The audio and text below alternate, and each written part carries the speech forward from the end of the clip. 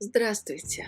Как и обещала, я сегодня выкладываю рецепт белого хлеба на молодой пшеничной закваске, которую я вывела за четверо с небольшим суток, и судя по этому хлебу, эта закваска показала себя с самой лучшей стороны. Для начала, для выпечки этого хлеба, нам нужно приготовить молодую пшеничную опару.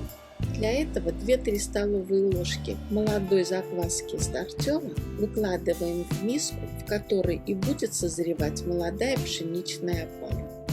Сюда же добавляем 200 мл воды комнатной температуры, перемешиваем все до однородности, добавляем 200 грамм пшеничной муки высшего сорта. Перемешиваем так, чтобы тесто полностью впитало в себя всю воду. Накрываем миску с тестом пленкой и оставляем для созревания часов на 12. Через 12 часов молодая пшеничная опара была готова для выпечки хлеба. Она увеличилась в объеме раза в 3-4, вся в пузырьках газа, белая, пушистая, с очень приятным ароматом. Добавляем в опару 220 мл воды.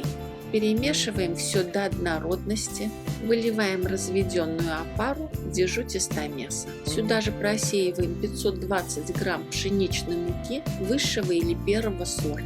Я просеиваю пшеничную муку первого сорта. Все перемешиваем. На этом этапе особо можно не стараться. Главное, чтобы в тесте не осталось сухой муки. Накрываем тесто пленкой, чтобы оно не заветривалось и не сохло, и оставляем его для отдыха на 30-40 минут.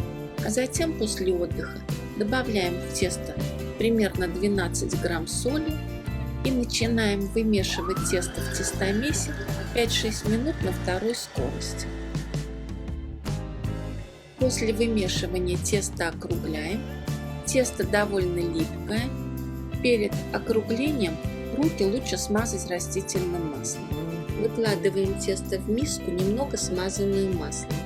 Оставляем тесто для брожения при комнатной температуре на 3-4 часа, предварительно накрыв его пленкой. В моих условиях комнатная температура – это плюс 20-22 градуса по Цельсию. Тесто бродило ровно 3 часа и после брожения увеличилось в объеме раза в 3. Выкладываем тесто на рабочую поверхность, слегка присыпанную мукой. Тесто округляем, придаем ему форму шара. Многие меня спрашивают, зачем я так много внимания уделяю округлению теста. Вот что пишут ученые-мужи об этом. Округление необходимо для того, чтобы несколько сгладить неровности на поверхности теста и создать что-то наподобие пленки, которая будет препятствовать выходу газов из теста в процессе расстойки. В результате мы должны получить улучшенную структуру теста и хорошую пористость мякиша в уже готовом изделии. По-моему, исчерпывающий ответ. Теперь отправим тесто на окончательную расстойку. В качестве формы для расстойки я использую небольшую чугунную кастрюлю объемом 2,5 литра. Кастрюлю перед использованием смазываем маслом. В этой же кастрюле я буду и выпекать хлеб. Вы можете использовать любую форму, главное, чтобы она была с крышкой. Накрываем форму крышкой и оставляем на расстойке на 1-2 часа. Расстойку можно считать завершенной, если тесто увеличилось в объеме раза в 3. У меня тесто стояло на окончательной расстойке ровно 1 час. Проверяем, готово ли тесто к выпечке. Если после надавливания на тесто пальцем оно медленно поднимается, значит готово.